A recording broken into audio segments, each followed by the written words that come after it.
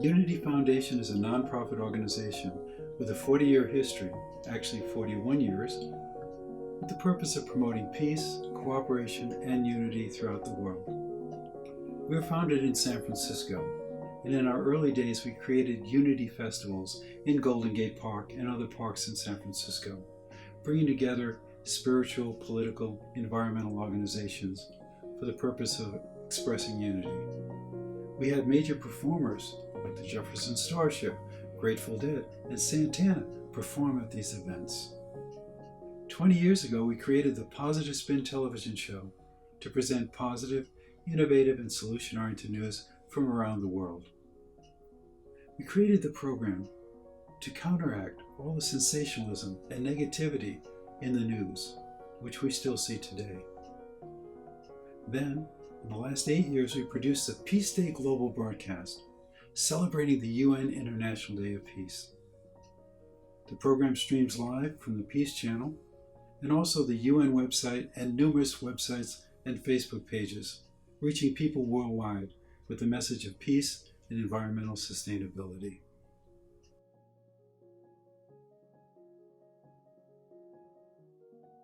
Yes, actually, I was in a couple of bands. I was brought up in the 1960s living in San Francisco. So music was everywhere, and music is that universal language. So it really captured my soul. And I was into all the bands of that time, the San Francisco bands, but most specifically, I was a big fan of the Jefferson Airplane. In 1975, the airplane had morphed into the Jefferson Starship, and they had this song, Ride the Tiger, which I really loved. And I was at this concert, this mega concert that Bill Graham, the biggest producer in the world, was putting on to save education in San Francisco. And I heard the song, perhaps like for the first time. In the middle of the song, there's a lyric, "In the summer of 75, the whole world will again come alive." For some reason, being so inspired by my favorite band and their lyrics, and realizing that the summer was just a few months away, I turned to my producing partner at the time, Richard, and said, "You know what, Richard? We're going to do that." So the next day, Richard and a few of our friends started calling every political, spiritual, environmental, cultural group in the Bay Area and telling them that we felt that it was time for everybody to unite. Well, some of them hung up on us. Some of them said, "Who are you? What have you done before?" But we kept on. And a few months later, 45 organizations, spiritual, political, environmental, organizations that would never consider being in the same room with each other, all gathered together in Lindley Meadow in Golden Gate Park for the first San Francisco Unity Festival. And what was so amazing was not only the festival, but that my favorite band, the Jefferson Starship, agreed to perform. They had been the inspiration, and now they were going to perform at the event. And 2 weeks before, their song Miracles hit #1 on the charts.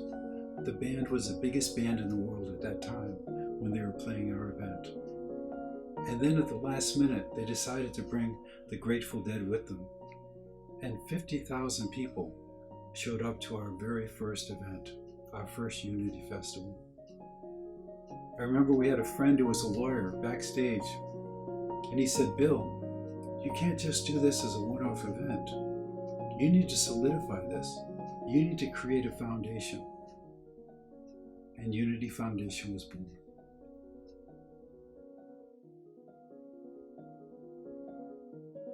I've always believed that the power of intention has guided my life, as evidenced by the first Unity Festival, of course.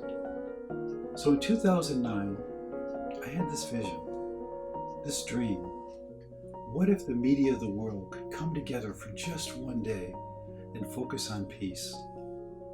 It was a crazy idea, but I felt it so strongly that I knew I had to move forward. The best way to do that, of course, would be on the internet, and I knew very little about the internet. I knew how to send emails, I knew how to search for websites, but that was basically it. So I called my producing partner at the time, Lorian, and I said, "Lorian, I have this idea about a Peace Day global broadcast." She loved the idea. And I thought, well, now what we need to do So we need to ask those people who are at the forefront of celebrating the International Day of Peace what they think about it. So I called two central people to the whole movement who I knew, Dr. Robert Mueller and Avon Madison, and I left a message on the phone. Avon called me back and said, "Robert and I have been waiting for this phone call for 25 years. Since the birth of the International Day of Peace, we've been talking about such a thing." Of course, this was before the internet. But they hoped one day they would get the phone call from someone saying that they wanted to do this. So they gave us their full support. We didn't know what to do next because we knew so little about the internet.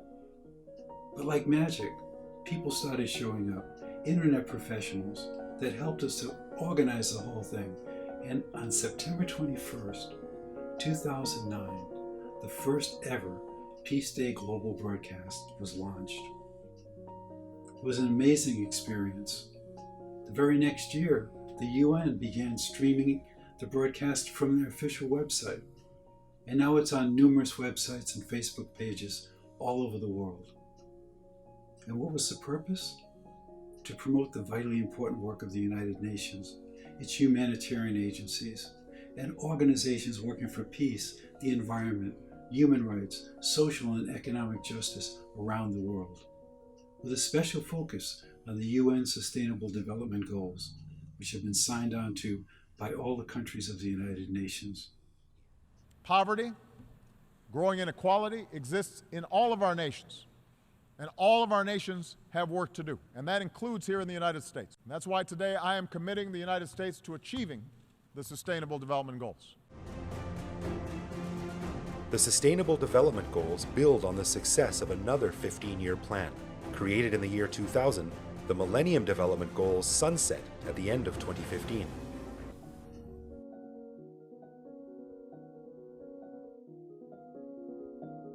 Yes, I was deeply honored to receive the Presidential Lifetime Achievement Award from President Obama in 2017. You know, it's really amazing. I started out with a simple dream to promote peace and unity around the world. And now 40 years later, I'm getting recognized with this beautiful award. Not that awards mean that much, but I also recognize there are thousands of organizations around the world doing so much incredible work for peace, the environment, social justice, human rights, and unity, who are as deserving as I to receive this award.